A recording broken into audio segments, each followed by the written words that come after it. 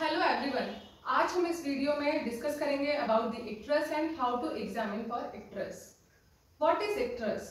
इक्ट्रस is yellowish discoloration of the sclera, mucous membrane and skin of the body due to excess concentration of the bilirubin. The cause of icterus is increased bilirubin in blood. So what is the normal concentration of bilirubin in body? Normal concentration is 0.2 to 0.8 milligram per deciliter. तो हम कब कहेंगे कि jaundice है या इक्ट्रस है? इक्ट्रस हम कहेंगे या जॉइंडिस कहेंगे जब bilirubin concentration is more than 2 milligram per decilitre और मिलीग्राम परसेंट, तो that is called as clinical jaundice. जब इसमें हमको जॉइंडिस के सिम्टम्स अपीयर होते हैं, इक्ट्रस हमें दिखाई देता है, that is more than 2 milligram per decilitre. तो ये जो कंसंट्रेशन है 0.2 to 0.2 milligram percent, 0.8 to 2 milligram percent, that is known as sub clinical और लेटेंट जॉइंडिस, जिसमें बिलिरुबिन का कंसंट्रेशन तो इंक्रीज है पर उसमें साइन और सिम्टम्स जो है जॉइंडिस के वो अपीयर नहीं हुए, दैट इज लेटेंट और subclinical jaundice. Now what are the sites where we have to check for the icterus? Icterus के लिए हम जो मोस्ट कॉमन साइट है या प्रेफरेबल साइट है, that is sclera, upper sclera. तो जो फर्स्ट विजिबल होता है इक्ट्रस, वो स्क्लेरा में हमको विजिबल होता है। इसके लिए हम अपर स्क्लेरा में एग्जामिन करते हैं इक्ट्रस को। तो why upper sclera, why not lower sclera? तो हम अपर स्क्लेरा में इसलिए इसको प्रेफर करते हैं क्योंकि जो अपर स्क्लेरा होती है वो अपर आईलिड से कवर होती है, जबकि जो लोअर स्क्लेरा होती है वो एनवायरमेंटल एक्सपोजर होता है। उसमें एनवायरमेंटल एक्सपोजर की वजह से हो सकता है कि वो मडी स्क्लेरा हो, तो मडी स्क्लेरा होने की वजह से हम उससे कंफ्यूज हो सकते हैं, इसलिए हम लोअर स्क्लेरा को प्रेफर करते हैं। एंड दूसरा रीजन है अपर स्क्लेरा को प्रेफर करने का कि यदि नॉन सॉल्युबल बिलिरुबिन का कंसंट्रेशन बढ़ा हुआ है तो वो सेल लाइट के एक्सपोजर की वजह से वो सॉल्युबल में कन्वर्ट हो सकता है और डिसअपियर हो सकता है, तो हमको फॉल्स रिजल्ट मिल सकते हैं, इसलिए हम अपर स्क्लेरा में प्रेफर करते हैं। Then next site is hard palate, then under surface of the tongue, हमको under surface of the tongue में देखना होता है, देन पाम।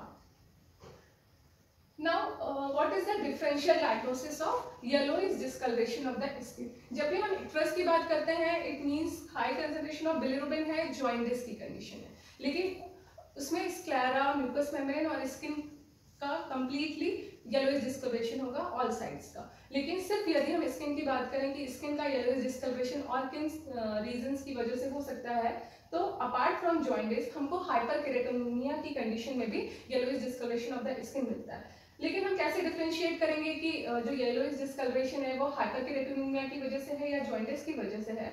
तो हमने देखा कि जॉइंडिस में क्या हो रहा है, इंक्रीज कंसंट्रेशन ऑफ बिलिरुबिन है, और बिलिरुबिन की जो है हाई एफिनिटी होती है इलास्टिक टिश्यू के साथ।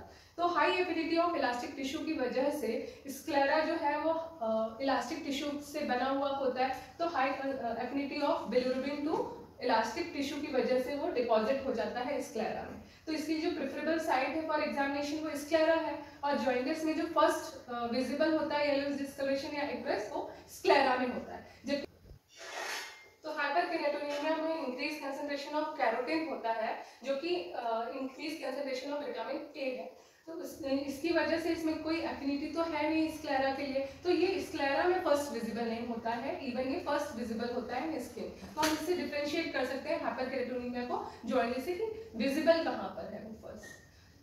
विटामिन ए का कंसंट्रेशन हाई होता है लाइक इन हाइपोथायरॉइड की कंडीशन में, जिसमें कि मेटाबॉलिज्म ऑफ विटामिन ए कम हो जाता है, जिसकी वजह से विटामिन ए का कंसंट्रेशन इंक्रीज हो जाता है, तो ऐसी कंडीशन में हमको हाइपरकेरेटोनिमिया मिलता है।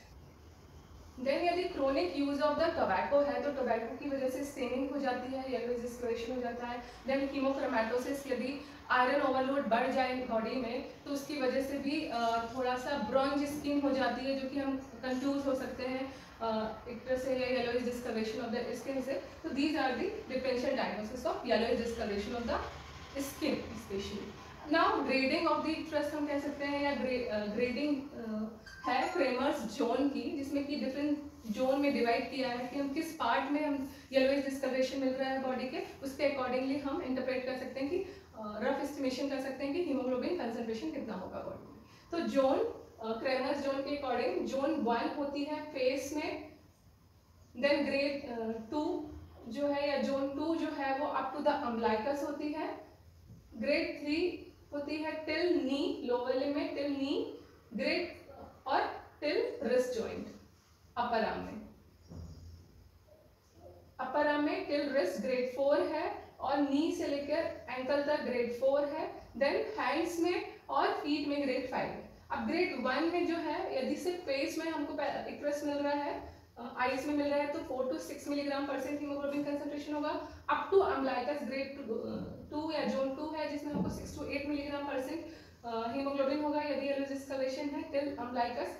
At the level of the umbilicus को हम ग्रेड 4 कहते हैं, जिसमें 12 to 14 मिलीग्राम % हीमोग्लोबिन होने पर येलोइश डिस्कलरेशन होता है। देन ग्रेड 3 लोअर लिम्ब में टिल नी के लेवल पर होता है, जोन 3, इसमें हम 8 to 12 मिलीग्राम % हीमोग्लोबिन होने पर हमें येलोइश डिस्कलरेशन मिलता है। देन ग्रेड 4 जो है आर्म्स में और लेग्स में होता है, जिसमें हमको 12 to 14 मिलीग्राम % होने पर मिलता है। देन ग्रेड 5 जो है हैंड्स या पाम्स और फीट में मिलता है, तो इसमें हीमोग्लोबिन होता है जब more than 15 milligram %। This is the zone describe by the Cramer for the icterus. Now let's see how to examine for the icterus. icterus examine करने के लिए हमको प्रॉपर डे लाइट में एग्जामिन करना है।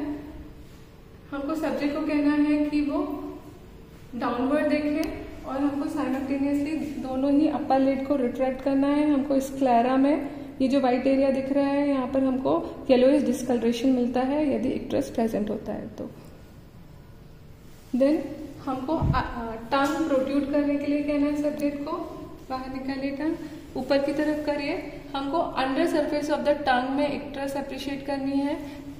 देन हमको सब्जेक्ट को करिए, हार्ड पैलेट में हमको देखना है येलोइश डिस्कलरेशन, यहाँ पर नहीं है। फिर हमको पाम देखना है सब्जेक्ट के, तो आप देख रहे हैं कि यहाँ पर कोई भी येलोइश डिस्कलरेशन नहीं दिख रहा है। इसके अलावा हम नेल्स में चेक कर सकते हैं, तो यहाँ पर हमको कोई येलोइश डिस्कलरेशन